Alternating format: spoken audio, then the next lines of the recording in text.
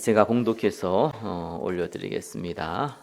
내가 진실로 진실로 너희에게 이르노니 내 말을 듣고 또 나 보내신 이를 믿는 자는 영생을 얻었고 심판에 이르지 아니하나니 사망에서 생명으로 옮겼느니라. 아멘. 예수 그리스도의 고난이란 제목으로 말씀 증거하겠습니다. 오늘 말씀은 외워야 될 정도의 말씀이죠. 또 외우고 있는 말씀이죠.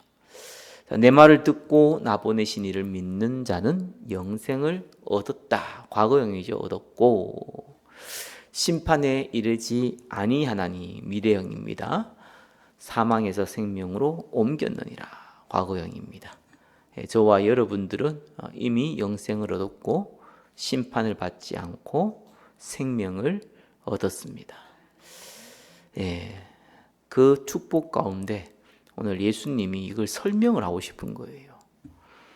사실 제자들에게 보여주기 위해서죠. 또 많은 자기를 따라올 또 제자들에게 본인이 누군지, 본인이 그리스도이고 또 어떠한 권한을 가지고 있는지를 알게 하기 위해서 오늘 38년 된 병자를 고치신 내용이 나옵니다. 38년 된 병자를 고치셨다가 아니고요. 예수님이 누구신지를 알리기 위해서 38년 된 병자를 그것도 안식일에 고치는 장면이 예수님께서 그 사건을 일으키시는 내용입니다. 우리가 성경을 볼 때 그냥 병자를 고치셨구나 이렇게 볼 수도 있지만 그러나 우리가 성경의 주제는 예수 그리스도라는 걸 저와 여러분이 너무나 잘 알고 있습니다. 그러면 예수 그리스도의 그 내용을 어떠한 내용을 전달하기 위해서 기록했는지를 보면서 그 관점을 가지고 우리가 성경을 읽으면은 우리가 확실하게 이해할 수 있겠지요. 첫 번째입니다. 그리스도의 권한을 설명하기 위해서 벌이신 사건입니다. 자, 1번에 1번 38해 된 병자를 고치신 그리스도. 자, 1절에 그 후에 유대인이 명절이래요. 오순절 날입니다. 예수께서 예루살렘에 올라가시니라. 예루살렘에 있는 양문 곁에 히브리 말로 베데스다라는 못이 있는데 거기 행각 5이 있고 그 안에 많은 병자, 맹인, 다리 저는 사람, 혈기 마른 사람들이 누워 지금 병든 사람들이 그 베데스라는 못 주변에 누워 있다라는 내용이 나옵니다. 물의 움직임을 기다리니 이는 천사가 가끔 못에 내려와 물을 움직이게 하는데 움직인 후에 먼저 들어가는 자는 어떤 병에 걸렸든지 낫게 되밀어라. 자, 요거는 팩트를 적어놓은 내용이 아닙니다. 불교 신자 옛날 우리나라 불교 나라였죠. 그래서 무슨 아들을 낳기 위해서 이렇게 불교 어디죠? 뭐를 이렇게 긁어서 콧등을 긁어가지고 먹으면은 물에 타서 먹으면은 아들을 낳는다. 이런 얘기 있듯이 이 유대인도 민중에 전설이 있었습니다. 그래서 베데스라는 못에서 들어가 낳은 사람이 없는데 어떤 사람이 낳았더라 이런 내용들이 소문으로 전달되어지니까 병든 사람들이 많이 모이게 된 거죠. 자, 이러한 상황입니다. 5절에 거기 38해 된 병자가 있더라. 자, 38해 된 병자라는 것은 38살이 아니라 질병 걸린 지가 38년이 지났다는 겁니다. 우리 인생이 그렇게 길지 않는데 38년도 못 사는 인생도 많은데 38년 동안 병이 들었다. 이 말은 거의 인생이 병든 인생이었죠. 6절에 예수께서 그 누운 것을 보시고 병이 벌써 오래된 줄 아시고 이르시되 네가 낫고자 하느냐. 병자가 대답하되 주여 물이 움직일 때에 나를 못에 넣을 줄 사람이 없어 내가 가는 동안에 다른 사람이 먼저 내려가나이다. 어떤 사람은 이걸 가지고 설교를 할 때 그죠? 이렇게 핑계를 막 댄다. 이런 얘기를 가지고 예수님께 핑계를 댄다. 이런 얘기를 가지고 설교하시는 분도 계시더라고요. 자, 예수님이 사실상 이런 병자를 데리고 고칠 때에 네가 내가 너를 치유할 건 믿느냐 뭐 이런 내용도 있죠. 근데 지금 본문은요 전혀 그런 게 없어요. 그냥 38년 된 병자가 있었고 예수님 그냥 네가 낫고자 물었어요. 근데 이 병자는 자기는 물이 움직일 때 들어가면 나을 거라고 믿고 있는데 물도 움직이지 않을 뿐더러 또 소문이 듣긴 자기는 지금 아파서 누워 있기 때문에 들어가기 전에 딴 사람이 들어간다 이렇게 얘기하고 있는 거죠. 그때 8절에 예수님께서 뭐 손을 잡거나 뭐 무슨 뭐 이렇게 흙을 뭐 비벼가지고 뭐 만지거나 뭐 그러지도 않고요. 그냥 네 자리를 들고 가라 이랬습니다. 걸어가라 했습니다. 자, 그 사람이 곧 나와서 자리를 들고 걸어가니라. 자, 이 사람은 뭐 누구 말대로 땡 잡은 거죠. 정말 축복받았습니다. 육신의 축복받은 겁니다. 이게 육정적인 축복하고 아무 상관없어요. 그냥 나왔어요, 진짜. 근데 그 다음에 뭐랍니까? 이날은 안식일이니. 자, 예수님께서 안식일에, 그것도 오순절 날에 수많은 사람이 있는데 거기에서 병자를요 그냥 고치셨어요. 그것도 무슨 네가 믿음이 있냐, 네 믿음이 너를 구원했다 이런 내용도 없어요. 그냥 일으켰어요. 이 말은 다른 의도가 있는 거죠. 세상의 모든 일들은요 하나님의 계획이 있습니다. 그죠? 어떤 면에서는 갑자기 뭐 로또 당첨돼서 부자 되는 사람도 있죠. 그때는 우리하고 상관이 없으니까 우리가 모를 일인데 세상에 이 모든 일에는 하나님의 계획이 있기 때문에요. 축복된 일도 또 슬픈 일도 안타까운 일도 하나님의 계획이 숨겨져 있습니다. 자, 그런데 우리는 그 모든 걸 알 필요도 없고 알 수도 없습니다. 다만 우리가 성경을 통하여서 또 적용한다면은 우리 인생을 통해서 아니면 내 주변에 일어나는 일을 통하여서 하나님의 음성을 들어야 됩니다. 자, 1번에 2번입니다. 하나님 계획대로 살도록 명령하신 그리스도입니다. 자, 10절에 유대인들이 병 나은 사람에게 이르되 안식일인데 네가 자리를 들고 가는 것이 옳지 아니하니라. 유대인의 율법에는요 그 안식일에 일을 하는 것을 허용하지 않습니다. 그러니까 지금요 짐을 이 사람이 그냥 있을 수 없을 만큼 뭐 이제 지금 같으면 간이 침대 같은 거겠죠. 그런 거를 가지고 오셨다는 거죠. 그게 없으면은 이렇게 오랫동안 앉아 있을 수 없는 사람이다 보니까 누워 있어야 되니까 그걸 들고 다녔던 걸로 우리는 이렇게 간접적으로 알 수가 있습니다. 근데 이걸 들고 가는 거예요. 자, 안식일에는 영업을 위해서는 짐을 짊어지는 것을 금하였습니다. 안식일에 일하기 위해서 뭐 지금은 노상으로 물건 파기 위해서 이렇게 짐을 가지고 간다 이런 금했지요. 그러나 개인이 필요한 휴대 물품을 금지하는 내용은 아니거든요. 근데 그냥 이 병 나은 사람이 자기 자리를 들고 가니까 이 유대인들의 관심은 어디 있냐? 이 율법을 지키는데 포커스가 있는데 어떤 면에서는 율법을 지키는 게 아니라 언놈이 율법을 안 지키느냐? 그거 쳐다보는데 최고의 관심이 있습니다. 그러니까 이 사람이 병자인지 아닌지도 관심 없고 나은지 말았는지 관심 없고 그냥 비판으로 이 물건 들고 가네? 저 하나 걸렸다 이겁니다. 이렇게 욕을 하는 거예요. 세상에 이런 사람들 많죠. 남 욕하기 위해 당신은 욕하기 위해 태어난 사람 이런 사람 많습니다. 의외로 많아요. 어떻게 하면 저 사람을 괴롭히고 어떻게 하면 저 사람에게 망신을 주고 어떻게 하면 저 사람이 참으로 잘못된 것을 지적을 할 수 있는 그 끈데기가 있을까 이렇게 고민하는 사람이 생각보다 많은데 유대인들이 그렇습니다. 그것도 말씀을 가지고요. 그래서 우리 교회 안에 율법주의가요. 저는 방종주의보다 무서운 게 율법주의거든요. 근데 생각보다 사람들이요. 방종주의에 대해서는 굉장히 철퇴를 가는데요. 율법주의에 대해서는 오히려 존경하는 사람들이 많습니다. 굉장히 위험하거든요. 저는 율법주의자를 너무 싫어합니다. 그래서 사람은요, 규모를 가지고 있으면은 그 사람 개인에게는 굉장히 큰 유익이 옵니다. 그죠? 근데 규모를 강조하는 사람은요, 잡힌 사람입니다. 무슨 말인지 이해됩니까?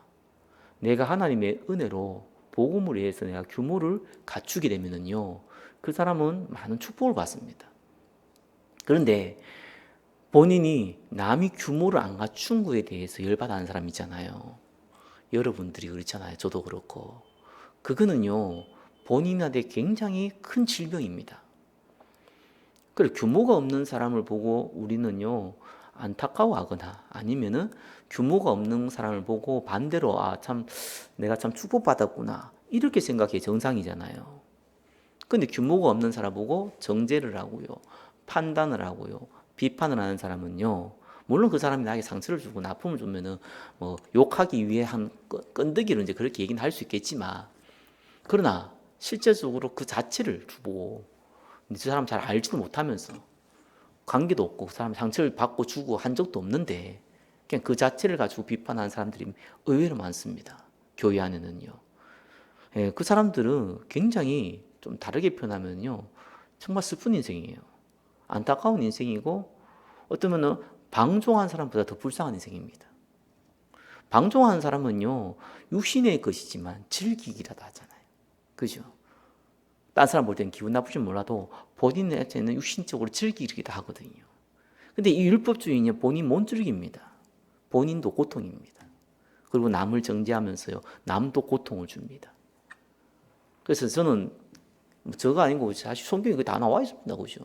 바울이 방종에 대해서 얘기한 것보다요, 율법주의자에서 욕한 것이, 욕하다 보면 그 뭡니까?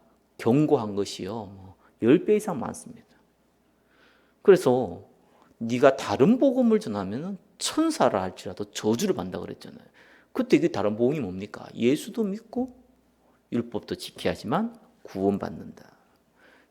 진짜 그렇습니다. 규모를 강조하는데 예수 믿었다. 그러면요, 그 사람은 반드시 예수 그리스도 플러스 율법이 같이 있어야 돼요.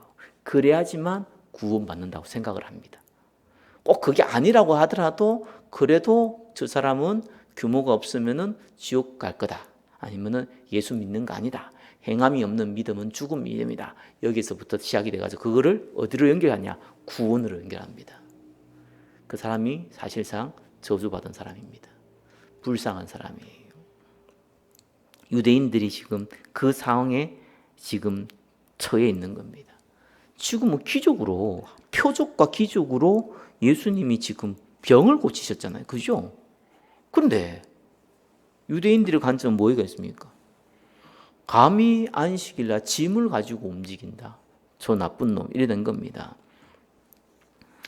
그래서 11절에 겁니다. 대답하되 나를 낫게 한 그가 자리를 들고 걸어가라 하더라 하니, 지금 안식일에 짐을 들고 갔는데 유대인들이 욕을 하니까 나는 지금 원래 아팠던 사람이다.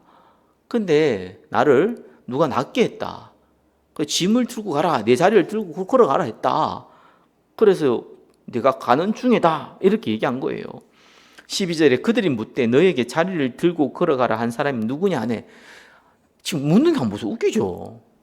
도대체 너를 누가 치유했느냐 이래야 될 거 아니에요. 근데 너에게 자리를 들고 가라 한 사람이 누구냐 이런 묻습니다. 지금 고침을 받은 사람은 그가 누구인지 알지 못하니 13절에 이는 거기 사람이 많으므로 예수께서 이미 피하셨습니다. 14절에 그 후에 예수께서 성전에서 그 사람을 만나 이르시되 보라 네가 나았으니 더 심한 것이 생기지 않게 다시는 죄를 범하지 말라 하시니. 자, 이 말은 조금 우리가 오해하면 들으면 안 되죠. 이 사람이 죄를 지어서 병이 걸린 사람이다라고 우리가 착각할 수 있습니다. 그죠? 그런 의미는 아닙니다. 그죠? 이거는 하나님의 은혜를 받은 사람은 하나님을 위해서 살아야 한다라는 말씀이에요. 뭐 우리가 원론적으로 따져도 죄는 하나님 떠난 거거든요. 죄는 도둑질하거나 거짓말하거나 사기치거나 자 이런 걸 가지고 우리가 죄라고 표현합니다. 세상 사람들은. 물론 성경도 죄 악 중에 하나입니다. 그렇죠? 진짜 죄는 뭡니까? 하나님 떠난 거. 다르게 표현하면은 이 구원받은 사람의 가장 천재가 뭔지 압니까? 예배 안 드리는 거예요. 그렇잖아요. 하나님 떠난 게 죄인데 그게 뭔 죄인데 하나님 만나는 예배를 무시하거나 그죠? 경시하거나 그러니까 그게 가장 큰 죄잖아요. 죄악은 세상에서도 손가락 받는 일이지만 죄는요 하나님께 다이렉트로 경고받는 거예요. 이거는 그러니까 이런 일을 이제 그래서 예수님이 얘기한 겁니다. 하나님을 위하여 복음을 위하여 살아라.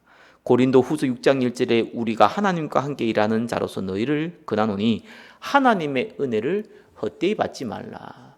그죠? 저와 여러분이 하나님 은혜를 헛되이 받게 될 때에 모든 축복 다 놓칠 뿐들 아니라 실제로 불신자 인생 됩니다. 그래서 불신자 인생은 말과 행동을 보면 딱 알아요. 그래서 사람들이 불신자 인생을 잘 모르더라고요. 뭐 규모 있게 말하거나 깨끗하, 저 사람 너무 괜찮아, 저 사람 너무 정직해, 저 사람 너무 멋있어 이런 거거든요. 야, 그거는 불신자들 하는 얘기지. 저와 여러분 그런 얘기 하면 안 돼요. 난 그런 얘기 들어보다 기가 차가지고요. 저 지옥 갈 인생한테 너무 괜찮은 인생이래. 속으로 진짜 미쳤나 진짜. 아니 진짜 육신적으로 봐도요 거지 같은 놈한테 너 너무 행복해 보인다 이렇게 하고 똑같잖아요. 구걸하고 있는 사람한테, 영적으로 구걸하고 있는 사람한테 너 너무 잘 살아 보이고 너무 멋있어 보인다고 똑같잖아요. 물론 그 사람 살리기 위한 거짓말이면 괜찮은데 거기에 감동받아가지고 불신자, 와, 그죠? 너는 예수를 안 믿어도 의사가 되면 짱이야. 이런 식이에요 부모들이. 그래서 야, 저와 여러분만은 그러지 맙시다. 쪽팔립니다. 이제 인생 우리가 예수 믿는 게 너무 쪽팔려요. 제가 한번 저기 이렇게 불로동에 살 때요, 권사님이 실수했지. 내가 중학생을 맡고 있는데 그분이 나한테 상담을 한 거예요. 중학생 이제 엄마가요. 내한테 뭐라고 얘기했냐니까 한숨 쉬면서 전사님, 근데 내가 전사니까 우리 아들이요 신학을 한대요. 미치겠다는 거예요. 전도사 앞에서. 난 미친 인생을 살고 있고, 그죠? 제 아들은 미친 인생을 갈 것 같고, 나는 미친놈이고, 그 미친 인생 앞에서 상담을 하는 거예요. 그래서 내가 대놓고 얘기했어요. 나도 전도사입니다. 이랬더니만은, 아이, 전도사님하고는 다르지요. 이러더라고. 뭐 다르긴 뭘 달라. 그냥 얼떨결에 들켜놓으니까 이제 갑자기 할 말이 없으니까 그런 소리 하는 것이지. 그래서 내가, 아이고 참. 그렇게 자기도 모르게요. 육신적인 건 소중히 여기고요.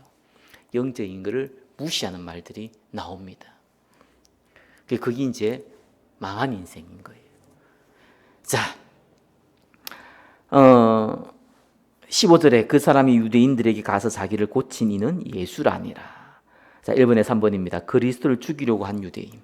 자, 16절에 그러므로 안식일에 이러한 일을 행하신다 하여 유대인들이 예수를 박해하게 된지라. 자, 안식일은 하나님이 쉬기 위한 날이 아니죠. 예, 구원받은 저와 여러분들이, 하나님의 백성들이 쉬는 날입니다. 영적으로, 그죠? 하나님은 지속적으로 만물을 유지하시고 심판하십니다.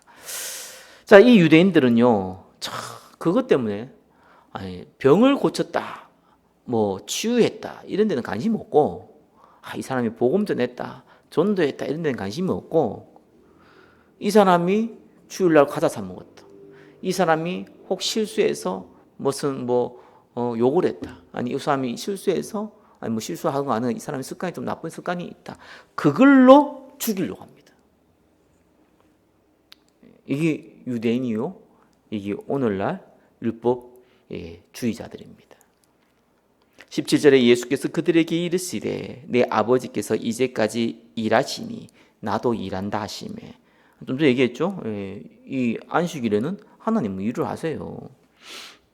그래서 나도 일한다 이렇게 얘기했어요. 18절에 유대인들이 이로 말미암아 더욱 예수를 죽이고자 하니 이는 안식일을 범할 뿐 아니라 하나님을 자기의 친아버지라 하여 자기를 하나님과 동등으로 삼으심이라. 자, 물론 유대인들이 예수님을 하나님으로 몰랐기 때문에 처음에는 그랬죠. 그러나 그 앞에가 중요한 거죠. 안식을 범할 뿐 아니라. 그러니까 안식일을 범했다. 범한 것도 아닙니다. 그죠?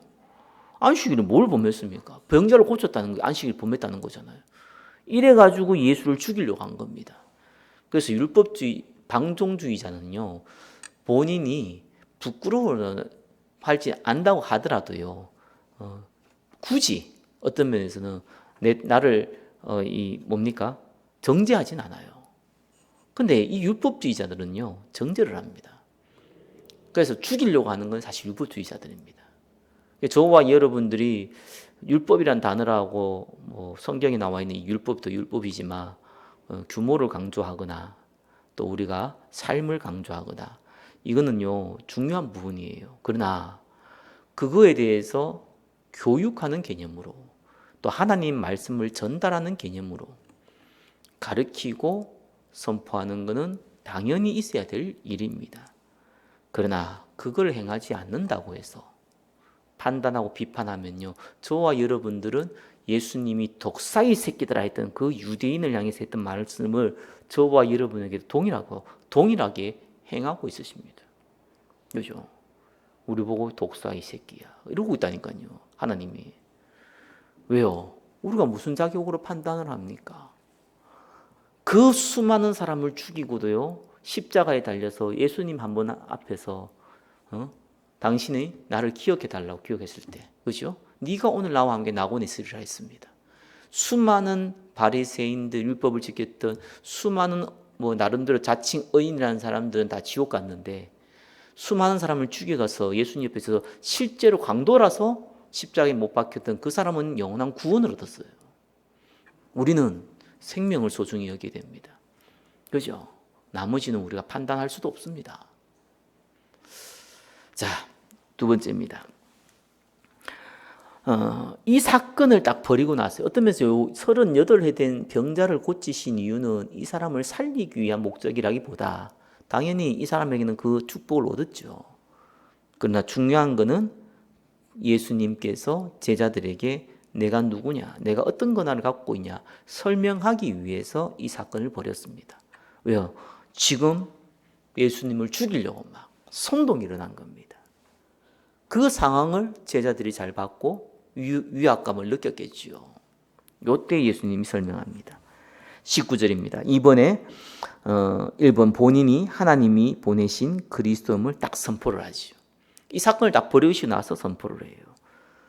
그러므로 예수께서 그들에게 이르시되 내가 진실로 진실로 너희에게 이르노니 아들이 아버지께서 하시는 일을 보지 않고는 아무것도 스스로 할 수 없나니 아버지께서 행하시는 그것을 아들도 그와 같이 행하느니라. 그래서 그러므로 나오죠. 그죠? 그러므로 하는 것 앞에 내용들 다 포함되는 겁니다. 그리고 나서 예수님이 얘기한 겁니다. 아버지께서 행하신 그것을 아들도 그와 같이 행한다.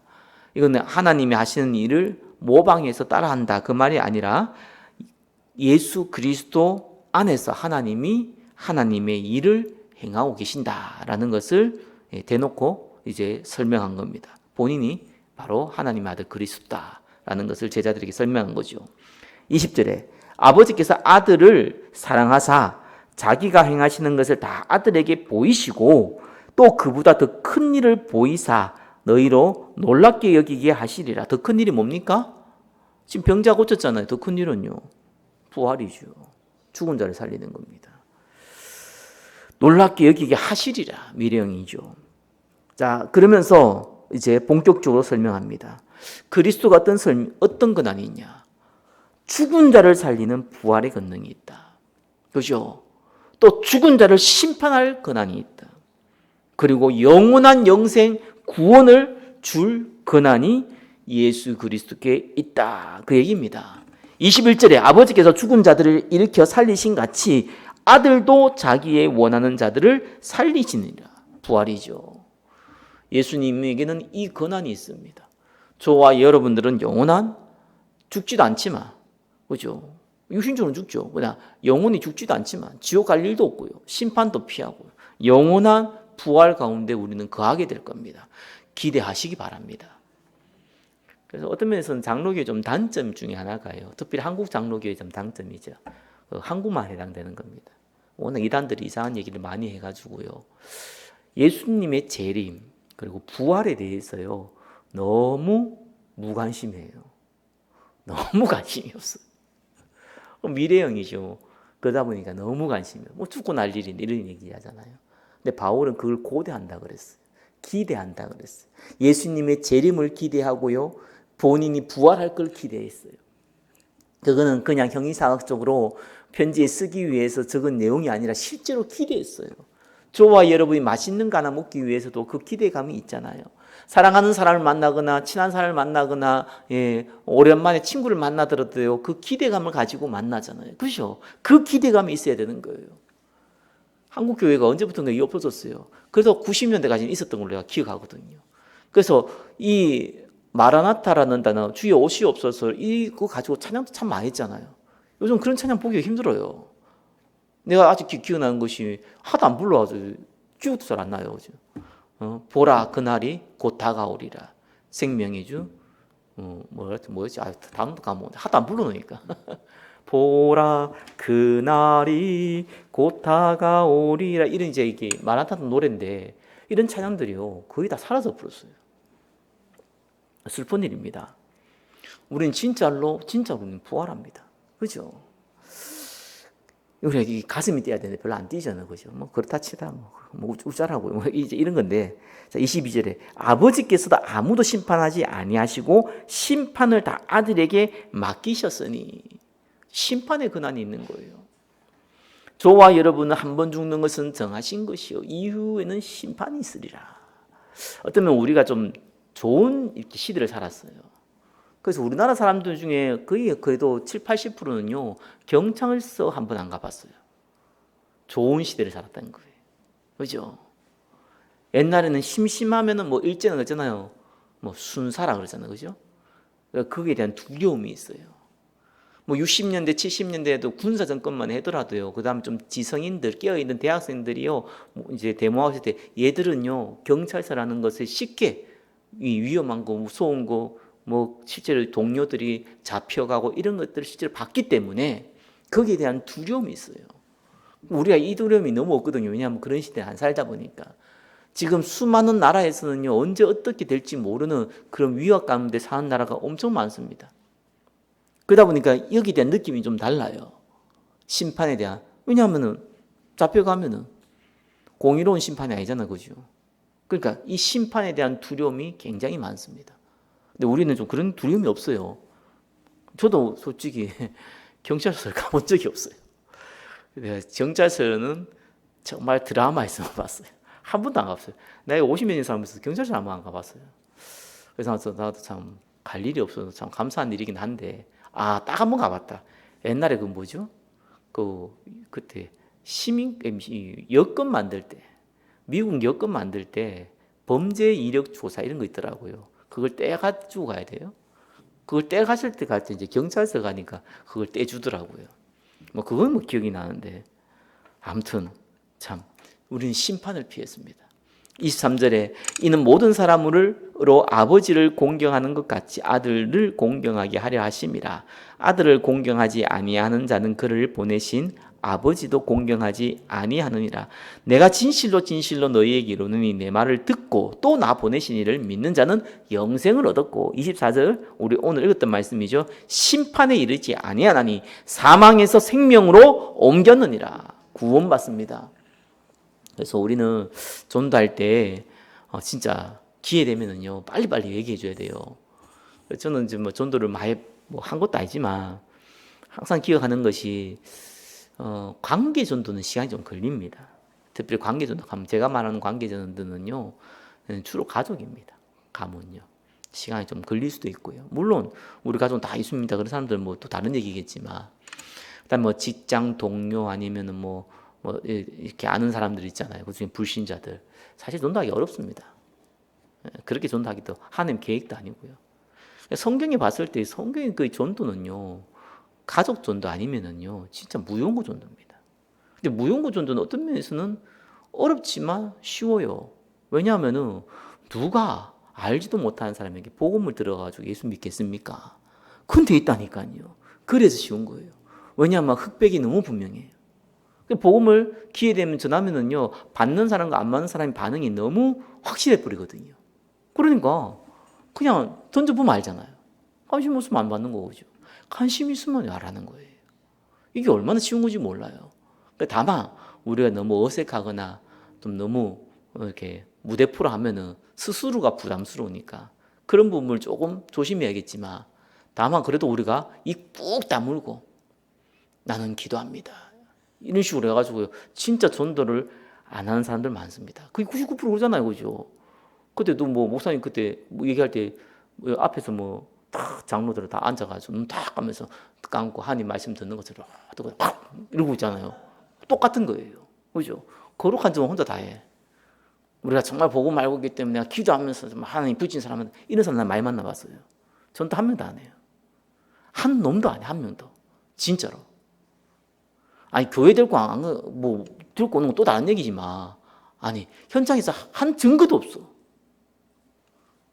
그러고 나는 기도 안 돼. 24 기도 안 돼. 24 졸고 있고 뭐 무슨 기도하고 있어. 그런 식으로 우리 인생 살면 안 됩니다. 거짓말이에요. 그래서 제가 나이가 조금 저도 들어가잖아요. 이제 그래서 제가 밖에 나가면 말할 기회들이 자꾸 생겨요. 목사들 사이에도. 그 목사들 세계에도 내가 말할 기회들이 자꾸 생기더라고요. 그래서 제가 항상 제가 레파토리 비타는 얘기가 있거든요. 내 간증을 얘기지 누구 가르치면 안 되잖아요. 내가 목사들은 뭐 들었겠습니까? 내 인생의 목표는 내가 부흥시켜 놓고 그래도 계속 전도하러 돌아다니는 사람 되고 싶다. 이런 얘기 하거든요. 전도해야 됩니다. 그래서 나는 이게 옛날 내가 잘못 배운 것 중에 하나 거짓말쟁이들이 지그들이 하기 싫으니까 한 얘기가 오죠. 목사는 다 관리를 해야 되고 목사는 뭐 강단에 뭐 전도자고 평신도는 뭐 현장의 전도자고 그러게 다 타락해 버리지. 목사가 전도하는데 무슨 현장에서 평신도를 전도합니까? 그렇죠? 이게 거짓말이더라고요. 목사가 전도 안 하니까요. 오죽하면 내가 전도할 때마다 항상 듣는 얘기가 있습니다. 목사님도 전도하세요. 목사도 전도하세요. 그렇죠? 워낙 얼마나 목사가 전도 안 하면요. 목사도 전도하냐고 묻더라니까요. 부끄러운 일이죠. 목사도 전도 안 하는데 그래요. 평신도는 왜 전도합니까? 물론 하나님의 은혜로 전도하겠지만요. 사실상 그게 말이 안 되는 얘기예요. 목사는 전도하고요. 평신도도 전도하고요. 그렇죠? 교회 오는 건 또 다른 얘기지만 전도하지 않는다. 그럼 그 사람이 모든 하나님이 주신 축복을 알지를 못한다는 거예요. 전도는 반드시 저와 여러분이 응답받아야 될 통로입니다. 그걸 통해서 하나님 살아계신 증거들이 다 증거로 드러납니다. 물론 그 전에 말씀과 기도의 배경이 없다면은 전도도 안 하죠, 사실상. 하더라도 다른 동기로 하는 것이죠. 그건 또 다른 열매고요. 그러나 우리가 하나님의 계획을 알고 전도를 한다면은요, 우리가 알고 있는 모든 육신적인 필요한 것들을요, 하나님이 다 채운 줄로 믿습니다. 그래서 조금 뭐 강단에서나 이럴 때 뭐 우리 전사님들도 가르칠 기회들이 생길 거 아니에요. 그때 눈치 보면 안 됩니다. 무슨 눈치를 보면 안 되냐? 이 사람의 상황이 이러니까 이 사람을 배려한다는 차원으로서 말씀 자체를요 변질시키면 안 됩니다. 진짜입니다. 그래서 저는 분명히 몇 가지는 얘기하거든요. 복음 얘기하고요. 근데 복음 당연히 얘기하는 건데 복음만 얘기하면 안 됩니다. 그렇죠? 복음 다워야 될 거 아닙니까? 반드시 얘기한 게 아니라 예배. 얘기해 줍니다. 예배를 모르면은 그 사람은 하나님과 소통 안 하기 때문에 마귀 새끼와 똑같아요. 예배를 우습게 여기면 하나님이 우습게 여긴다니까요. 예배 성공은 인생 성공, 이 말은 그냥 얘기가 아닙니다. 아니, 소통의 통로인데 소통을 안 하겠다는데 뭐 어떡하겠습니까? 그럼 뭐 불신자지요. 상태는. 반드시 예배 드립니다. 그리고 반드시 얘기한 거 아니습니다. 그죠? 기도해라. 기도를 안 한다는 건 하나님의 옆에 능력을 못 받겠다, 안 받겠다는 거잖아요. 오직 성령이 너에게 임하시면 권능 받는데 안 받겠다는 거잖아요. 그죠? 전도도 안 하겠다는 얘기잖아요. 그죠? 전도는 다르게 얘기합니다. 하나님이 붙이는 사람 해라. 전도는 사실 해야 돼요. 해야지만 권능도 나타나고요. 그죠? 그건 내가 마지막 한 가지 한 얘기했습니다. 헌금 얘기합니다. 저는 헌금 굉장히 중요하다고 보거든요. 헌금을 우습게 여기는 사람들은 거의 다 경제가요. 보세요. 개인이 하는 다 뭐 불신자도 얘기했잖아요. 자기 먹을 거 자기가 갖고 태어난다고. 딱 그 수준입니다. 그걸 못 벗어납니다. 그 사람들은 언제나 어렵습니다. 아니 진짜로 내가 가진 진짜 다 합친 것보다 그 사람 전세값도 안 되는데 나는 풍성한데 그 사람은요 항상 어려워요. 난 재벌은 뭐 진짜 부자일 줄 알았어요. 근데 저게 혜태제과 아들내미하고 친구잖아요. 그 친구하고 만나서 얘기하는데 항상 어려워요. 뭐 영적인 그런 게 아니고 경제가 어려워. 경제가 어려워. 왜? 그 사람은 그 품위에 맞게끔 살아야 되는 거예요. 나는 한 달에 몇 백만 원 있으면 사는데 이 사람은 몇 천만 원 가서 부족한 거예요. 그러니까 어려운 거라. 평생 어렵겠다. 그래서 헌금을 모르면은 하나님이 주는 경제를 몰라요. 그러니까 딱 잡혀요. 돈이 잡힙니다. 그걸 꼭 알려주셔야 돼요. 그걸 안 알려주시면 여러분이 범죄자가 되는 겁니다. 왜? 가르치는 자의 특권이거든요. 개인 팀 사역 할 때는 물어보면 가르쳐주고 안 물어보면 가르치지 마세요. 오해합니다. 자, 참고적으로 그렇게 말씀드렸습니다. 25절에 진실로 진실로 너희에게 이르노니 죽은 자들이 하나님의 아들의 음성을 들을 때가 오나니 곧 이때라. 이때라 듣는 자는 살아나리라. 그죠? 영원한 생명을 얻는다. 지금이다. 26절에 아버지께서 자기 속에 생명이 있음 같이 아들에게도 생명을 주어 그 속에 있게 하셨고, 아들에게 생명이 없었는데 줬다 이 말이 아니고요. 그리스도를 우리의 중보자로 세우셨다. 그죠?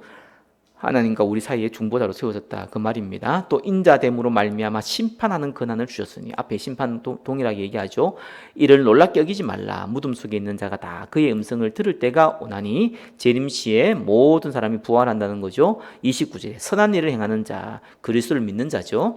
생명의 부활로, 악한 일을 행하는 자, 그리스도를 안 부인하는 자입니다. 심판의 부활로 나오리라. 모든 사람은 죽어서 천국 지옥에 가다가 예수님이 재림할 때, 그때는 지옥에 있는 자도 육신을 입고 천국에 있는 사람도 육신을 입고 다시 영원한 천국으로, 다시 영원한 지옥으로 갑니다. 그게 성경에서 말하고 있는 부활의 실제적인 모습입니다. 자, 2번에 3번. 그런데 이 심판하는 그리스도는 어떤 심판자냐? 의로운 심판자다. 30절에 내가 아무것도 스스로 할 수 없노라. 듣는 대로 심판하노니 나는 나의 뜻대로 하려 하지 않고 나를 보내신 이의 뜻대로 하려 함으로 내 심판은 의로우니라. 그죠? 안식일에 병자를 고친 것이 정당하다는 것에 대한 변증의 말씀이기도 합니다. 세 번째입니다. 그리스도를 위한 참 증언. 이 시대는 증인이 굉장히 중요합니다. CCTV가 없잖아요. 그죠? 그 CCTV가 없기 때문에 누가 증언을 해요. 두세 사람이 증언을 하면요, 그것이 이제 재판에서 진리다, 진실이다, 맞다 이렇게 판단을 합니다.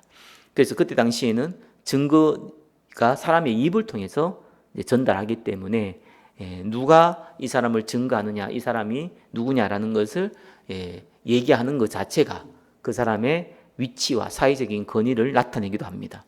3번의 1번 증언을 통해서 그리스도를 증거한 세례요한입니다. 내가 만일 나를 위하여 증언한 내 증언은 참되지 아니하되 자기가 내가 나쁜 일을 했다, 난 나쁜 일을 안 했어요, 이 말은 아무 의미가 없죠. 본인이 본인을 위해 증거한 거니까. 그렇죠?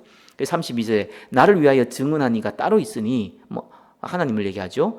나를 위하여 증언하시는 그 증언 참인 줄 아노라. 너희가 요한에게 사람을 보내어 요한이 진리에 대해서 증언하였노라. 자, 세례 요한에 대해서 얘기합니다. 그러나 나는 사람에게서 증언을 취하지 아니하노라. 자, 하나님이신 예수님이 누가 예수님 보고 하나님이라 했기 때문에 하나님이고 아니면 아닙니까? 그게 아니잖아요. 사람의 증언이 필요 없습니다. 저와 여러분이 강아지가 여러분 보고 당신이 사람입니다 해서 사람이 되는 거고, 그죠? 그러면 강아지가 당신 사람 아니야 이러면 사람이 안 되는 게 아니잖아요. 우리는 강아지의 증언이 필요가 없어요. 고양이의 증언이 필요 없어요. 하나님이, 예수님, 사람의 증언은 필요 없습니다. 그러나 34절에 그러죠. 필요 없지만 나는 사람에게서 증언을 취하지 아니하노라. 다만 이 말을 하는 것은 너희로 구원을 받게 하려 함이니라. 세례 요한이 뭐 했습니까? 예수님이 그리스도라고 증언했잖아요. 그죠? 그것이 너희를 구원하기 위해서 필요하다는 거예요. 요한은 켜서 비추는 등불이라. 너희는 한때 그 빛에 즐거이 있기를 원하였거니와 라고 나옵니다. 자, 증언을 통해서 그리스도를 증거했죠. 세례 요한이요. 근데 그거는 예수님 뭐 때문에요? 너희가 구원받기 위해서. 그래서 세례 요한이 나를 증거한 거는 너희로 구원을 얻게 하기 위해서 한 것이다. 3번에 2번 성경을 통해서 그리스도를 증거하신 하나님. 진짜 증거는 뭐냐? 36절에 내게는 요한의 증거보다 더 큰 증거가 있으니 아버지께서 내게 주사 이루게 하시는 역사, 곧 내가 하는 그 역사가 아버지께서 나를 보내신 것을 나를 위하여 증언하는 것이요. 예수님이 메시아로 오셨다는 겁니다. 또한 나를 보내신 아버지께서 친히 나를 위하여 증언하셨느니라. 너희는 아무 때에도 그 음성을 듣지 못하였고 그 영상을 보지 못하였으며. 구약 선지자를 통해서 예수 그리스도를 증거하셨죠. 그죠? 그래서 하나님이 친히 증거했다는 거예요. 나를 위해서 구약의 모든 성경이 증거했다는 겁니다. 그 말씀이 너희 속에 거하지 아니하니 이는 그가 보내신 이를 믿지 아니함이라. 너희가 성경에서 영생을 얻는 줄 생각하고 성경을 연구하니거니와 이 성경이 곧 내게 대하여 증언하는 것이다. 여기서 말하는 성경은 구약 성경이죠. 이때는 신약 성경이 없었으니까, 그죠?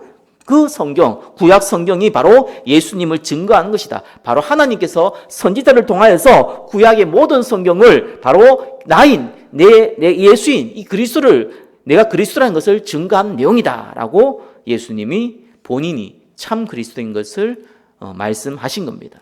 3번의 3번입니다. 이스라엘이 그리스도께 가지 않는 이유입니다. 자, 이거는 불신자가 왜 예수님이 안 믿습니까? 이거와 똑같은 내용이에요. 그죠? 40절에 그러나 너희가 영생을 얻기 위하여 내게 오기를 원하지 아니하는도다. 왜 불신자가 예수 안 믿습니까? 똑같습니다.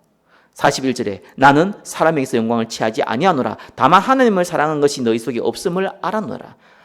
하나님을 사랑하는 마음이 없어요. 나는 내 아버지의 이름으로 왔으나 너희가 영접하지 아니하나 만일 다른 사람이 자기 이름으로 오면 영접하리라. 육신적으로 오면 영접하는 거예요. 너희가 서로 영광을 취하고 유일하신 하나님께로부터 오는 영광을 구하지 아니하였으니 어찌 나를 믿을 수 있느냐. 내가 너희를 아버지께 고발할까 생각하지 말라. 너희를 고발하는 이가 있으니 곧 너희가 바라는 자 모세니라. 모세를 믿었다면 또 나를 믿었으리니 이는 그가 내게 대하여 기록하였습니다. 그러나 그의 글도 믿지 아니하거든 어찌 내 말을 믿겠느냐 하시니라. 왜 예수님께 불신자들이 왜 예수님을 안 믿고 왜 이스라엘의 사람들이 그리스도께 안 갔습니까? 44절 내용이 그 핵심이죠. 그죠? 너희가 서로 영광을 취하고 유일하신 하나님께로부터 오는 영광을 구하지 아니하였다. 그죠? 그래서 사람은 뭘 원합니까? 나의 영광을 원해요. 그죠? 참 배려 잘하고 칭찬 잘하고 잘 섬긴 사람이 있습니다. 왜요? 내가 그거 통해서 저 사람은 멋있는 사람이야 라는 영광을 받기 원합니다.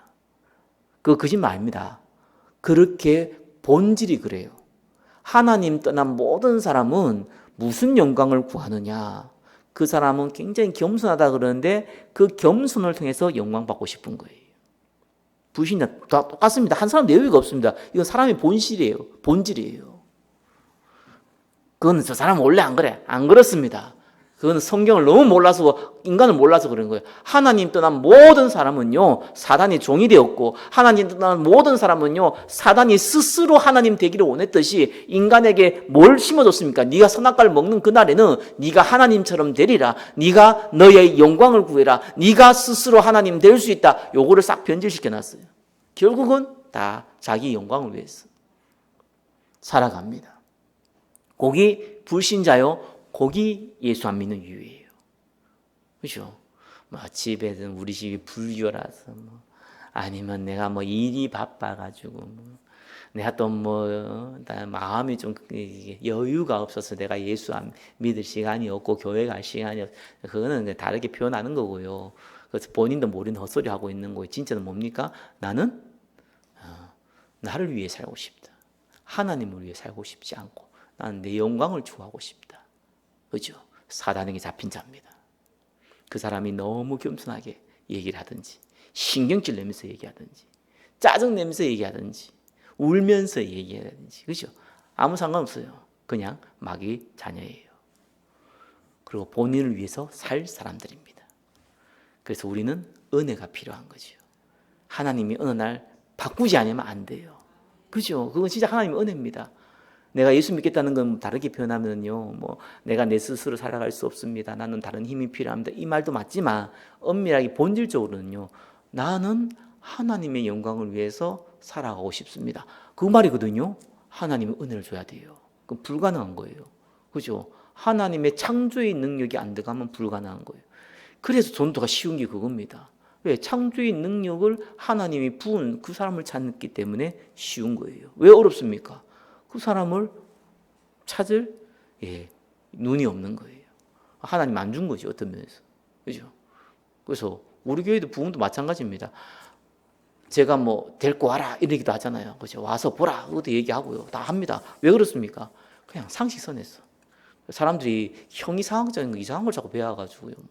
뭐 예정수 이런 거 배워가지고 뭐 알지도 못하면서 예술수 배워가지고요. 반쪽 원래 제일 무서운 사람이 책 안 읽는 사람이고 그렇잖아요. 제일 이상한 사람들이 그죠? 내용도 모르고 어설프게 한 사람들이잖아요. 그래가지고 뭐 하나님 구원받을 사람 다 예배 나왔으니까 뭐 내가 예수 믿고 싶어도 하나님 예배 안 되면 예수 안 믿고 믿을 수 없고 하나님 예배 됐으면 내가 교회 안 나와도 구원받고 뭐 이런 헛소리를 하더라고요. 그 말 아까 전에 로마서 5장하고 똑같잖아요. 그죠? 그리스도 은혜하는데 거하기 위해서 제약 가운데 있으면 나중에 더 큰 은혜입니다. 이런 말도 안 되는 논리들을 막 핍니다. 복음 전하지 않는데 어떻게 누가 들을 거며 듣지 않는데 어떻게 복음을 받고 구원을 받을 수 있습니까? 상식을 자꾸 얘기하는 겁니다. 그래서 장로교가 좀 단점 중에 하나가 그죠? 어설프게 알아가지고 반대로 자꾸 해석한다는 거. 우리는 전도를 해야지만 복음이 전달되고요. 교회를 데려와야지만 이 사람을 살릴 수가 있고요. 예배 속에 밀어 넣어야지만 이 사람의 하나님의 역사를 볼 수 있는 겁니다. 그거는 우리 역할, 저와 여러분의 역할, 그죠? 그냥 은혜 받는 거는 하나님의 특별 기회. 그거는 우리가 손을 못 대요, 그죠? 어릴 때부터 교회 다니고 어릴 때부터 부모 손에 손 달아가지고 다른 데도 안 믿는 사람 많아요. 그것도 뭐 다른 복음서에서는 모르겠는데 복음을 올바르게 전해도 안 믿는 사람 안 믿어요. 시간표가 있어요 또. 그래서 우리가 그거는 손을 못 대요. 아무리 끌고 와도 하기 싫다는데 어떡하겠습니까? 그거는 우리가 손을 못 대는 겁니다. 그러나 그걸 하지 않으면은 그건 더 큰 범죄를 행하는 겁니다. 핏값을 네 손에서 찾겠다 그랬어요. 그러니까 우리는 두 가지를 우리가 할 수 있는 걸 하는 거예요. 결과는 하나님께 맡기는 겁니다. 예. 왜? 예수님이 심판자예요. 그렇죠? 예수님이 영원한 생명을 주는 자예요. 예수님이 우리를 부활의 몸을 입게 만들 첫 열매가 되시기 때문에 그렇습니다. 기도하겠습니다. 예수님의 참된 근황 가운데 생명 살리는 일에 쓰임 받게 하옵소서. 예수 그리스도 이름으로 기도드립니다. 아멘.